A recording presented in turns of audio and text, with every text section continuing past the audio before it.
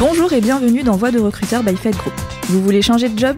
Vous cherchez de nouveaux collaborateurs? Nos experts vous donnent des clés de réussite pour décrocher le meilleur poste ou le meilleur candidat, celui qui vous ressemble.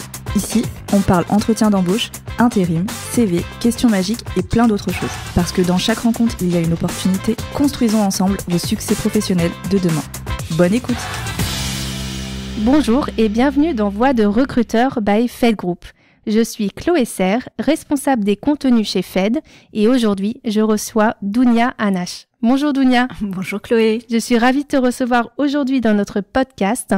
Donc Dounia, tu es membre du collectif Work with Refugees, dont le but est de sensibiliser les entreprises au recrutement de personnes réfugiées et de proposer une offre commune aux 7 associations donc fondatrices pour faciliter leur employabilité. C'est bien ça ? Tout à fait. Super.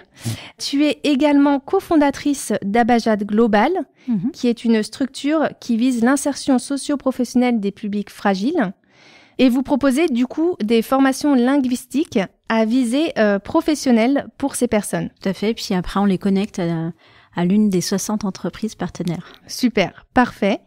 Donc nous sommes réunis aujourd'hui pour évoquer du coup les spécificités et enjeux de l'emploi des réfugiés et donner bien sûr des conseils concrets à nos auditeurs. Juste pour bien remettre tout ça dans son contexte et pour que chacun comprenne bien, en fait nous sommes rentrés en contact avec Dounia suite à notre participation au Grand Salon de l'emploi pour l'insertion professionnelle des réfugiés, organisé notamment par Indeed et l'association Tent.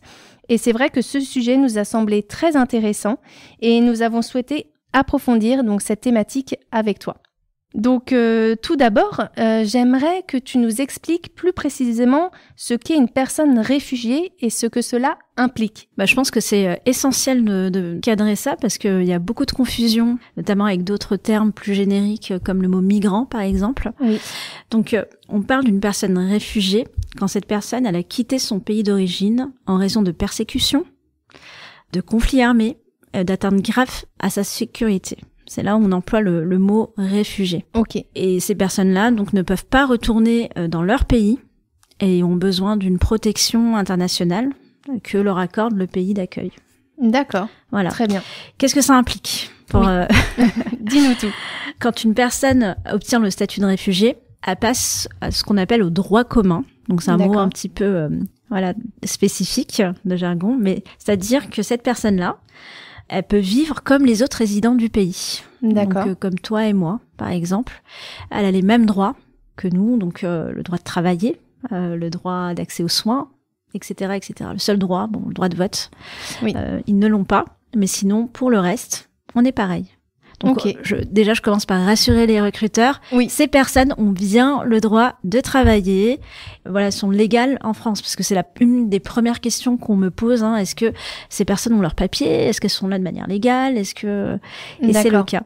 Oui, il y a vraiment des freins des entreprises et des recruteurs qui parfois n'ont pas lieu d'être. Et c'est bien justement de remettre dans son contexte, d'avoir une définition claire de ce qu'est une personne réfugiée et ce que ça implique justement pour les entreprises. Très bien, merci beaucoup Dounia. Et du coup, est-ce que tu pourrais nous parler des idées reçues et des craintes, des craintes qui sont des craintes fondées? Oui, justement, donc il y a cette première crainte qui est de l'ordre de l'administratif, forcément. Donc, est-ce que ces personnes ont bien le droit de travailler? Donc, on vient d'y répondre. La deuxième crainte qu'on peut avoir, c'est au niveau de la barrière linguistique. D'accord. Donc forcément, une autre culture, donc une autre langue. Donc est-ce qu'on va pouvoir communiquer? Est-ce qu'elles auront un niveau de français vraiment requis pour pouvoir travailler? Donc c'est une deuxième crainte. D'accord. Est-ce qu'il y en a d'autres? Est-ce qu'il y en a d'autres? Oui, il y en a pas mal. Je peux passer sur les idées reçues, alors, en dehors du monde de l'entreprise, mais ce que les citoyens, les craintes qu'on peut avoir, c'est est-ce qu'ils viennent pour profiter des aides, par exemple? Ça, j'aimerais aussi y répondre parce que je pense pas qu'on risque sa vie en traversant la Méditerranée pour ça, et surtout quand on voit le niveau des aides. Donc ça, pareil, vraiment une personne réfugiée qui elle vient trouver refuge en France parce qu'elle est en danger. D'accord. Donc voilà. C'est bien de le redire, en effet. Je pense que c'est. Et puis notre crainte que peuvent avoir aussi les concitoyens, c'est ils nous veulent notre travail, ils prennent notre travail, le travail des Français. Ok. Ça c'est une crainte aussi. Et ce qu'il faut savoir, c'est que beaucoup de réfugiés sont sur des postes justement délaissés par les citoyens français. D'accord. Donc, il y a chaque année 500 000 postes qui ne sont pas pourvus en France. Des postes basse qualification, mais aussi qui sont hautement qualifiés dans le numérique, à l'hôpital. On parlait de la santé tout à l'heure, mais à l'hôpital aussi. D'accord. On est aussi sur des métiers en tension. Et donc, beaucoup de personnes viennent combler ce vide. Donc, ça aussi, c'est une idée reçue. C'est une crainte, une fausse crainte. Ok.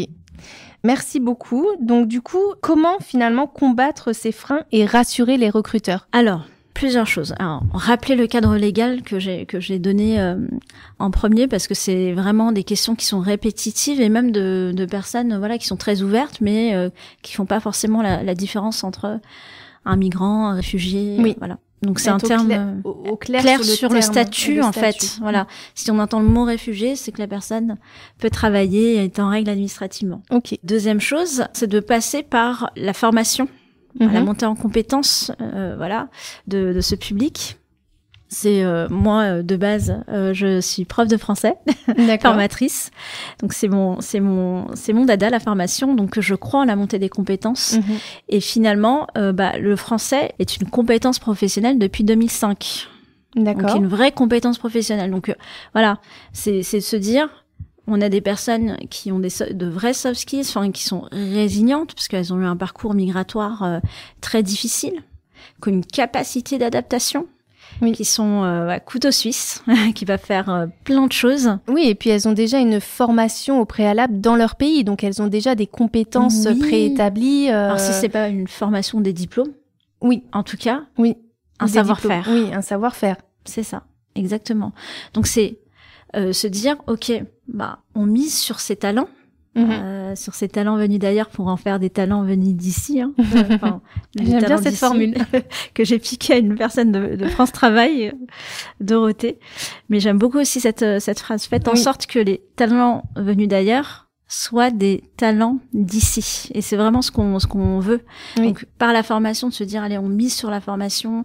Et là, comme ce qu'on fait nous chez Abajet Global, donc la formation de français autour de métiers spécifiques. Et dans le collectif, d'autres le font aussi. Je pense à Weavers, je pense aux entreprises pour la cité qui passent aussi par la formation, la montée en compétences. Donc miser sur la montée en compétences des personnes réfugiées. Deuxième chose, passer par la création de liens, parce que ce sont des personnes qui pour beaucoup sont isolées, et donc cette création de binôme, de duo en fait, je dirais, entre personnes réfugiées et personnes résidentes en France, personnes locales on va dire. Et là, je pense à d'autres associations du collectif comme Codico, qui est très bon là-dessus.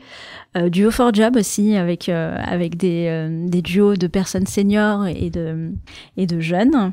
Singa aussi, qui est beaucoup dans la création de liens, et Sistec, qui révèle les talents femmes dans le numérique. Wow. Ça, j'aime beaucoup. Et on le fait aussi chez Abajet Global, donc on a une 60aine de bénévoles qui mentorent nos bénéficiaires. D'accord, ok. Donc rappeler le cadre commun, la montée en compétences, la création de liens avec ces créations de duos, rassurer les collaborateurs aussi. Oui, faire de la pédagogie aussi. De la pédagogie et même la formation, la sensibilisation. Oui, donc ça c'est quelque chose que nous chez Work with Refugees, on aimerait vraiment mettre en place, se dire intervenir auprès d'entreprises, expliquer en fait ce que ça implique d'embaucher une personne réfugiée. Et c'est vraiment ce qu'on aimerait développer, sensibiliser un maximum de collaborateurs. Et je suppose que du coup, en sensibilisant, en faisant de la pédagogie en entreprise, c'est comme ça en fait qu'il y a des rencontres humaines qui se font, de la compréhension derrière, et que du coup, tous ces freins finalement peuvent être baissés et qu'il n'y a pas de peur, de crainte à avoir, qu'il faut juste effectivement connaître, comme tu le disais, le cadre légal et tout l'environnement autour justement de l'emploi de personnes réfugiées, mais que voilà. C'est connaître le cadre légal, mais et au-delà de ça, comme tu dis, c'est la rencontre d'êtres humains finalement. Quand on fait, nous chez Abajad Global, on fait des team building, et ça j'adore ça parce que c'est quand on sensibilise un collaborateur, après c'est tout un cercle virtueux qui se passe. Mais j'ai déjà eu vraiment cette réflexion. Ils n'osaient pas le dire, mais je leur disais allez-y, dites-le. Cette phrase à la fin du team building, mais finalement quoi? Ce sont des êtres humains comme tous les autres. Bah oui. Et il y a tellement ce fantasme du réfugié et de reçus, finalement. Oui, puis quand on connaît pas en fait, on a peur. C'est comme pour d'autres sujets, le handicap. Mais quand on prend ce temps-là de rester avec la personne, d'échanger. Quand on crée des duos, voilà, on se rend compte que finalement, il y a des comment dire, des hobbies en commun. Donc parfois on crée des duos comme ça en se disant ok, t'aimes le foot, on a un apprenant qui aime le foot aussi, c'est pas mal. Ou alors il a été comptable dans son pays et puis là rencontrer un comptable ici, c'est génial. Donc la création de liens, l'échange, et puis voilà, de se dire bah oui, j'ai un être humain comme tous les autres finalement, et lever toutes ces craintes. Donc on croit beaucoup en la pédagogie, en la sensibilisation dans le collectif. Je pense que c'est effectivement l'une des pierres angulaires et qui fait la différence aussi, de pouvoir le faire de cette manière, et je pense que c'est comme ça, en effet, comme tu le disais, que ça permet de lever des barrières qui finalement n'ont pas lieu d'être. Oui, ou des idées reçues, comme tu disais. Je pense que c'est humain. Enfin, je comprends qu'on puisse avoir, parce que quand on regarde un petit peu dans les médias, ça peut faire peur. Oui. Mais voilà. Enfin, moi, j'appelle vraiment à à se rencontrer, à échanger pour de vrai, en présentiel. Passer un petit moment et puis voilà. Enfin, là, on se rend compte que il y a pas lieu de s'inquiéter. Hein. Ok, parfait. Et du coup, maintenant, justement pour les personnes réfugiées qui seraient en recherche d'emploi, on va essayer de leur donner quelques informations complémentaires et des informations sur les éventuelles questions justement qui pourraient se poser ou que les entreprises pourraient leur poser justement en entretien. Donc ma première question, c'est quelles sont finalement les difficultés rencontrées par des personnes réfugiées et en recherche d'emploi? Déjà. Oui, alors pour reprendre un peu ce que je disais, je pense que la première barrière, c'est la barrière de la langue. Oui. C'est une vraie barrière parce que parfois on vient de systèmes de langue complètement différents. Donc forcément. Mais ce sont des personnes qui sont pour la plupart polyglottes, donc qui parlent 5 langues, 6 langues, 7 langues, donc qui apprennent très très vite. Donc je pense que une des premières choses à faire, oui, c'est d'apprendre le français. Oui. Et c'est vrai que ça peut être épuisant. Enfin, moi j'avais des élèves facile. J'avais des élèves qui me disaient je suis passée par tel pays, par l'Allemagne, on m'a demandé d'apprendre l'allemand, je suis passée par tel autre pays. Donc je sais que c'est usant. Mais je leur dis, voyez ça comme un outil qui va vous permettre de vous intégrer, de vous insérer professionnellement, parce que en France, malheureusement, je fais un petit peu d'humour, mais je leur dis, on est mauvais en langue. Donc, comme on est mauvais, le français est essentiel. On est un peu obligé de parler. Même l'anglais, on n'est pas très bon, alors qu'on a appris ça toute notre scolarité. Donc, c'est vraiment une condition sine qua non d'accès à l'emploi. Ok. Deuxième des choses, c'est comprendre le système, tout simplement, socio-professionnel en France. Comment ça fonctionne, comment fonctionne le système français. Donc, c'est pas anodin, ce truc de CV. Enfin, on en a pas dans tous les pays, des CV. Souvent, c'est de la recommandation. On me dit, je veux travailler, je te recommande un tel, il n'y a pas ce truc, ni de CV, ni d'entretien d'embauche. Ok. Donc, il y a un exercice qui n'est pas simple, qui n'est pas simple non plus.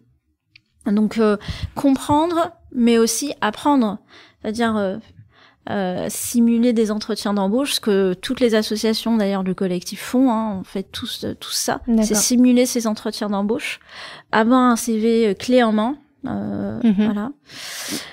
Et puis le réseau, se construire un réseau. Et ça, c'est un conseil qui est valable pour tout le monde et davantage quand on vient d'un pays différent. Enfin, faut vraiment essayer de trouver des réseaux. Donc moi, ce que je conseille à nos bénéficiaires, si jamais ils n'arrivent pas à avoir accès directement à l'emploi, c'est peut-être passer par une phase de bénévolat, d'essayer de se construire un réseau via du bénévolat. Et après, pour pouvoir avoir des recommandations, passer par des programmes aussi. Enfin, quel meilleur réseau que de passer par des programmes. Je précise que tous les programmes sont gratuits. Enfin, les programmes qu'on propose au sein du collectif sont gratuits. Donc, que ça soit chez Abajad Global, Weaver, Systech, Codico, etc. Enfin, on essaye de mettre en place des programmes sur mesure pour les bénéficiaires. D'accord. Et de les connecter du coup à notre réseau en fait, du coup, enfin les entreprises avec lesquelles on travaille. Donc je conseille vraiment ça, et pour régler les freins, et pour se construire son réseau. D'accord. Et puis dernière chose, il y a aussi des applications qui. Oui, je voulais t'en parler. Ah bah vas-y, poser la question. Je l'étais en train de te poser la question justement de. Tu me disais lors de notre discussion et préparation qu'il y avait une application qui avait été lancée par justement France Travail. Est-ce que tu peux nous en dire un peu plus et est-ce que c'est justement un outil qui peut aider les personnes réfugiées en recherche d'emploi? Oui, tout à fait. Alors France Travail a lancé une application ouverte aux personnes allophones, étrangères, primo-arrivantes. Enfin, c'est des mots très barbares, mais des personnes dont le français n'est pas la langue première. Okay. Donc, ils rencontrent cette barrière de la langue. Donc, une application avec une intelligence artificielle qui permet de restituer un CV à partir d'une commande vocale. Donc, la personne parle dans sa langue d'origine. D'accord. Agnès Midounia, par exemple. Et hop, l'intelligence artificielle traduit et reconstitue un CV en français. Donc ça, c'est génial. Ça, et on est bêta-testeur pour cette application. Super. Okay. Donc il y a pas mal d'outils maintenant qui sont développés. Enfin, je vois la différence entre 2018 à la création d'Abajad et aujourd'hui en 2025, il y a une belle avancée. Que ce soit pour l'apprentissage du français, pour plein de choses en fait. Il y a plein de réseaux qui se sont constitués et qui s'intéressent à l'insertion socio-professionnelle des personnes réfugiées. Donc vraiment, je les invite à utiliser tous ces outils qui sont en plus gratuits pour la plupart. D'accord, donc ils n'hésitent pas à être curieux et à aller chercher justement toutes ces informations et plateformes qui peuvent les aider. Je pense d'ailleurs à une plateforme réfugiés.info. D'accord. Où il y a alors nous, on répertorie nos formations par exemple, et puis il y a un petit peu toutes les offres qui leur sont dédiées. Donc d'accord, oui, c'est une super plateforme. Ouais, c'est une plateforme qui est sympa aussi. Ok. Merci, c'est très riche et je doute pas que du coup tous ces conseils leur seront très utiles. Et du coup, une autre question me vient. Quelles sont les questions justement auxquelles vous les préparez pour performer en entretien? Est-ce qu'il y a des questions spécifiques identifiées? Alors, il y a la question généraliste, je dirais, qui est... Oui. Tu la connais, présentez-vous, voilà. C'est la première question, qu'on soit français ou pas, enfin réfugié ou pas, c'est savoir se présenter en contexte professionnel. Et donc, c'est vraiment cette question clé sur laquelle on insiste. On insiste aussi sur le parcours de la personne. Parce que souvent, quand on essaie de reconstituer le CV, quand on leur dit qu'est-ce que vous avez fait, ils répondent rien. Ah. Et je les regarde. Non, et puis ils comprennent pas la question. Est-ce que c'est en France ou est-ce que c'est à l'étranger? Enfin, et vraiment, on les invite à pas gommer leur passé. Ah bah Au non. contraire, c'est ce qui fait leur richesse. Tout à fait. Mais ils reprennent. Enfin, j'ai l'impression que parfois c'est je repars de zéro. Et ils gomment un petit peu leur passé, et ça non. Enfin, nous on assiste beaucoup là-dessus chez Abajad Global. On veut vraiment qu'ils valorisent leurs compétences, leur expérience passée. Donc c'est reprendre chaque expérience passée, les valoriser, de se dire c'est transférable ici. Voilà, donc ça c'est aussi un petit travail de fourmi. On les challenge pas mal pour qu'ils disent c'est vrai, j'ai fait ça. Et en fait, en valorisant ça leur redonne confiance. C'est une des clés. C'est le training dont je parlais tout à l'heure. C'est s'entraîner à l'entretien, à l'exercice de l'entretien d'embauche qui est un entretien qu'on retrouve pas dans tous les pays, donc c'est qui permettra de leur redonner confiance. Oui, et peut-être aussi leur dire que finalement l'entretien d'embauche, souvent on en fait toute une montagne parce que je vais passer un entretien dans une entreprise, il y a un recruteur qui va m'évaluer, etc.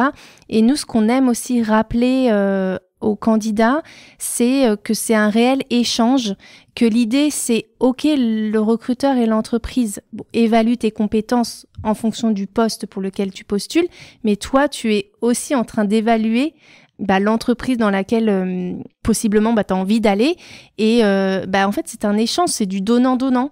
Donc il faut pas oublier que finalement il y a deux êtres humains l'un en face de l'autre qui échangent sur ok, est-ce que ça va matcher ou pas. Et ça, il faut pas l'oublier, et ça permet de faire redescendre aussi la pression. Ouais, je suis tout à fait d'accord avec toi. Pour reprendre ta question, oui. Ce qui serait peut-être lors de l'entretien d'embauche un peu spécifique, oui. C'est plus les codes. Par exemple, un truc tout simple, mais ce qu'on remarque beaucoup chez les personnes réfugiées, c'est qu'elles vont pas regarder droit dans les yeux au moment de l'entretien, et ça peut être mal interprété par le recruteur, parce que nous, en France, c'est si on te regarde pas dans les yeux, c'est que on a l'impression que le regard est fuyant, voilà, et que, qu'on manque de confiance, etc. Pas du tout. En fait, pour les personnes réfugiées, c'est un signe de respect. Je ne te regarde pas droit dans les yeux parce que je te respecte. Et ça n'a rien à voir avec si je suis confiante ou pas durant l'entretien. C'est parce que tu es le patron, je me permets pas de te regarder droit dans les yeux. Donc, ça fait partie des choses de sensibilisation côté recruteur, mais aussi côté candidat. On leur dit, mais n'hésitez pas, c'est pas un manque de respect en France que de regarder. Au contraire, c'est tout à fait l'inverse. Regarder droit dans les yeux durant l'entretien. Ok. C'est un très bon exemple, en tout cas, qui permet en fait de dire à chacun, que ce soit entreprise ou personne réfugiée, voilà, d'aussi de s'adapter à la personne qu'on a en face de nous, et que effectivement il y a certains codes à connaître, mais qu'il faut aussi être humble et connaître la personne qui est en face de soi pour pouvoir échanger au mieux et connaître ce que vaut en tant qu'humain, savoir-être et savoir-faire finalement. Tout à fait. Ok, est-ce qu'il y a d'autres questions auxquelles vous voulez préparer? Les questions vraiment classiques, les classiques. Donc après, présentez-vous, c'est de pouvoir présenter leur expérience, leurs compétences. Vraiment, c'est très très classique après. D'accord, très bien. Et vous mettez l'accent également, je suppose, sur les soft skills, les projets associatifs qu'ils auraient pu faire ou qui font actuellement, pour aussi mettre en avant certains projets extra-professionnels qui peuvent leur apporter de la valeur. Tout à fait. Donc si on a fait du bénévolat, parce que avant de devenir réfugié, il y a toute une période de demande d'asile où là les personnes n'ont pas le droit de travailler jusqu'aux 9 mois. Ok. Mais de manière théorique, c'est-à-dire qu'elles auraient le droit de travailler, mais généralement les entreprises n'acceptent pas de faire travailler un demandeur d'asile de peur que la personne n'obtienne pas le statut. Oui. Et durant cette période, pareil, on conseille parce que, pour ne pas rester à rien faire, d'essayer d'apprendre le français, mais c'est assez compliqué parce qu'il y a peu de cours de français ouverts aux demandeurs d'asile. D'accord. Et de s'engager dans des actions de bénévolat. Donc pour beaucoup, ils le font. D'accord. Et il faut valoriser ça après en entretien. Tout à fait. Donc quand je leur dis, mais t'as eu 2 ans de demande d'asile, mais vraiment tu n'as rien fait durant ces 2 ans. Non mais c'est vrai, j'ai fait ça. Oui, c'est ça. Donc de valoriser aussi toute cette période d'attente, effectivement. Ok. Merci beaucoup. Et du coup, j'aurais une dernière question. Est-ce que tu aurais un ou deux exemples justement de témoignages de personnes réfugiées ayant vécu cette expérience et ayant justement réussi son insertion professionnelle? Alors, moi, j'ai le meilleur des exemples à mes côtés, je dirais, parce que depuis peu, donc depuis janvier, on a cofondé avec Race D'accord.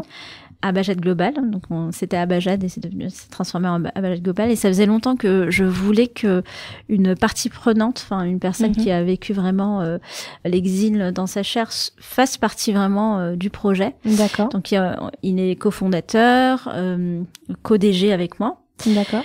Et alors, je vais raconter un petit peu parce que l'histoire de Qais, c'est la traduction vraiment de ce qu'on peut vivre pour des moments de déclassement. Voilà, parce qu'il y a des personnes réfugiées qui n'ont pas fait d'études, comme en France, mais il y a des personnes réfugiées qui en ont fait et qui ont fait des études, qui avaient vraiment un travail haute qualification, et qui se retrouvent en France et là, il faut tout recommencer de zéro. Donc on estime à 10 ans à peu près le temps pour qu'une personne réfugiée puisse retrouver à peu près la situation dans laquelle elle était dans c'est son énorme. Pays. Ouais, c'est 10 ans et je dirais 10 ans, il faut y aller. Faut vraiment. Mais pourquoi ? Parce qu'il faut repasser des qualifications particulières pour. Ça fait partie d'un des freins que j'ai oublié de citer. C'est la non-reconnaissance des diplômes. Oui. Il y a des diplômes qui ne sont pas reconnus en France. Je pense aux médecins, par exemple, où il faut. Là, c'est vraiment. Là, pour moi, c'est vraiment extrait où il faut repasser une première année. Et là, même des médecins français me disent, je ne serais incapable aujourd'hui de refaire une première année de médecine. D'accord. Une première année de médecine. Donc, qui est très théorique, donc voilà ce qui se passe aujourd'hui pour ces métiers-là, par exemple. Donc oui, là, puis quand on est juriste ou avocat dans son pays, en Afghanistan, par exemple, et de revenir en France, là, on peut pas retravailler comme ça dans son domaine sans passer par un vrai parcours du combattant, je dirais. Oui, il faut repasser des diplômes ou en tout cas des certifications. Tout à fait. D'ailleurs, je conseille, j'en ai pas parlé tout à l'heure, mais s'il y a des personnes qui sont passées par là, il y a une association qui fait ça très bien, qui est l'association Métis-Schéma, qui essaye de reconnaître de faciliter, pour les personnes qualifiées, qu'elles puissent retrouver un petit peu des équivalences par rapport à leur... voilà, petite parenthèse. Mais oui, donc l'histoire de Qais, donc c'est Qais qui était juriste en Afghanistan. D'accord. Qui était journaliste. Donc faut s'imaginer qu'il y avait une très bonne situation et qui a dû fuir son pays, comme beaucoup pour se protéger, je dirais, pour des raisons diverses. Et quand il est arrivé en France, une langue qu'il ne connaissait pas du tout. Il parle 7 langues, je crois, Qais. Donc, mais le français n'en faisait pas partie. L'anglais, très bien, mais le français, non. Donc, l'apprentissage du français. Alors, la première barrière, c'est l'administratif. C'est tout le parcours du combattant, déjà, de la demande d'asile pour avoir son statut de réfugié. Donc, premier parcours du combattant. Ensuite, c'est le français. Donc, et lui, il s'est mis dans la tête. Il est hors de question que je ne retrouve pas un minimum le métier que je faisais dans mon pays. Donc, il a eu l'intelligence de se dire, je vais me mettre à l'apprentissage du français. Et puis, en 1 an, il a atteint le niveau qu'il faut pour entrer à l'université. Ok. Donc, avec un niveau... le niveau... j'allais parler en jargon, mais C1. C'est quand au niveau linguistique du CECR. Ok. Et ensuite, il est rentré à l'université. Il a passé son diplôme de juriste en France, c'est-à-dire qu'il était juriste en Afghanistan, qu'il a réussi en France à retrouver, à avoir son diplôme, son master, pour être juriste. Ok. Donc il a travaillé chez Aurore, qui est une grande association que tout le monde connaît dans le milieu réfugié. Et puis après, il s'est dit, moi, ce que j'aimerais, c'est pouvoir, avec tout ce que j'ai appris, c'est pouvoir aider vraiment des réfugiés et même que des réfugiés accompagnent d'autres réfugiés. Donc avec un principe de pair aidance, de se dire, on va avoir des réfugiés qui vont accompagner d'autres réfugiés. Parce que maîtrisent la langue, ils comprennent le parcours vraiment de la personne et même culture. Ça facilite un petit peu les choses. Oui. Donc, mais l'échange entre pairs, c'est tellement important et on s'y retrouve aussi. Ouais. Et ça donne confiance. Exactement, c'est la notion de confiance, tout à fait. Donc il a créé son association qui s'appelle Ariana. D'accord. Voilà, et puis on a bossé un petit peu ensemble pendant 1 an et on a créé par la suite ensemble Abajad Global, en reportant les activités d'Ariana chez Abajad, avec tout ce qui est socio-administratif et juridique. Et Okay. donc ça, c'est top. On a d'autres briques qui sont essentielles dans l'accompagnement global des personnes réfugiées. Eh bien, quel témoignage. Ouais, c'est un très beau témoignage. Ouais, de success story. Et sinon, on a plein de bénéficiaires. Enfin, on a de très belles réussites et c'est toujours émouvant. Enfin, ce taux-là dont je te parlais tout à l'heure de 74% de réussite, c'est vraiment, pour nous, c'est le Graal. C'est ce qui fait que ça donne du sens au quotidien de se dire, ce qu'on fait a vraiment de l'impact. Oui. Vous pouvez être fiers, parce que franchement, c'est une fierté. Et puis pour tous les membres du collectif, chacun à notre niveau, voilà, c'est le Graal qu'on essaye d'atteindre. Toutes les associations qui font partie du collectif, et on a plein de success stories. Enfin, chacune, c'est vraiment, voilà, quand la personne nous dit ça y est, je travaille, je me dis à partir du moment où ils n'ont plus besoin de nous, pour nous, c'est la réussite. C'est là où on se dit, c'est bon. On a été utile. On a été utile, on a réussi notre travail. Enfin, quand on n'a plus de nouvelles, on est un peu triste, mais on se dit, si on n'a plus de nouvelles, bonne nouvelle, c'est que, voilà, ils sont bien, en fait. Ils ont trouvé, moi, c'est ce que je disais à mes élèves, je leur disais, ne me dites pas merci. Mon merci, c'est, j'ai trouvé du travail, j'ai trouvé un logement, parce que c'est un cercle vertueux. Après, on peut avoir son propre logement, parce que beaucoup vivent en centre d'hébergement. J'ai un logement, et je peux même, et c'est ça que quand ils intègrent les formations, je leur dis, je rêve du moment où vous allez me dire, ça y est, j'ai fondé ma famille, et puis je reconstruis une nouvelle vie en France. C'est ça le Graal, c'est savoir une vie, en fait, lambda. C'est, quand on a tout quitté, quand on a tout laissé, on a laissé sa famille, on a laissé ses amis, ses voisins. Enfin, faut s'imaginer un petit peu le contexte, et on se rend pas compte aussi, en fait, des traumas. Enfin, ils ont vécu moi, c'est quand on parlait tout à l'heure des soft skills, moi, c'est très résilience pour des personnes qui ont vécu des choses dures, la perte de proches, devant eux, on a eu des histoires. Enfin, moi, j'ai eu des histoires qui m'ont marqué, vraiment. C'est de se dire, ils vont pouvoir vivre normalement et en tranquillité. C'est ça, sereinement, sereinement. C'est ça le Graal. En tout cas, vous avez une super mission chez Abajad Global qui donne du sens à la vie, et franchement, je suis ravie d'avoir pu t'interviewer, d'avoir pu en savoir plus justement sur l'accès à l'emploi des réfugiés, parce que c'est vrai on n'est pas informés de tout ça, et je suis très contente de pouvoir en parler dans notre podcast Voix de recruteur, et j'espère surtout que ça va permettre à la fois aux personnes personnes réfugiées qui recherchent un emploi d'avoir des tips complémentaires et des conseils complémentaires pour les aider dans cette recherche, et aussi aux recruteurs de baisser un peu les barrières, d'être peut-être moins freinés, et que ton témoignage a pu les rassurer, et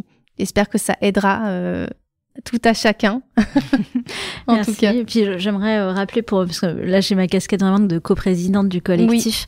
Voilà, vraiment notre premier sujet, c'est de sensibiliser les entreprises au recrutement de personnes réfugiées, parce qu'on est on veut vraiment changer ce regard, tu vois, des idées reçues qu'on a pu, et de rassurer les recruteurs. Et d'ailleurs, on est en train d'établir une offre commune au sein du collectif avec chacune des associations, avec chacune de nos forces, pour pouvoir lever les freins, qu'on proposera et qu'on peut déjà proposer d'ailleurs aux recruteurs, si jamais ils sont intéressés par les personnes réfugiées. D'accord.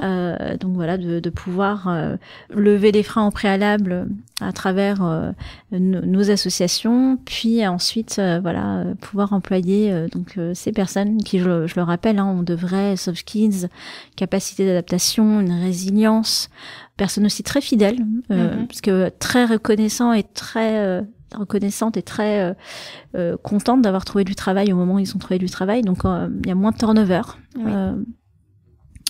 Et dernière chose, donc aujourd'hui c'est la journée mondiale des réfugiés et donc on a un événement à la Climate House. On y sera, donc le collectif sera présent toute la journée pour accueillir les personnes les plus curieuses, qui s'intéressent à ce sujet. Super. Et donc du coup ils peuvent te contacter si certains recruteurs sont intéressés pour avoir des renseignements, ils peuvent te contacter directement sur LinkedIn, par exemple, ou aller sur le site internet d'Abajad Global. Alors là c'est plus au niveau du collectif. Directement. Alors si jamais c'est l'association Abajad Global qui s'intéresse effectivement, mais sinon ils peuvent contacter. On a une coordinatrice qui s'appelle Hélène. Ok. Et donc, je vais donner l'adresse si jamais des personnes sont intéressées. Donc, c'est contact. D'accord. @Work with Refugees. Donc, c'est de l'anglais. Hein. Donc, c'est WORKWITHREFUGEES.com. Parfait. Bon, merci beaucoup, Dounia. On va finir ce podcast sur cette très belle note. Merci pour cet éclairage fort intéressant qui, j'espère, servira aux personnes réfugiées, mais également aux recruteurs. Je vous dis du coup à très bientôt pour un nouvel épisode. Merci beaucoup pour ta venue. Merci Chloé. À bientôt. À bientôt. Merci pour votre écoute. Nous espérons que ce temps de partage vous a plu. Abonnez-vous pour plus d'histoires professionnelles et de témoignages enrichissants. Suivez-nous sur LinkedIn et retrouvez nos offres d'emploi sur notre site carrière fed-group.fr.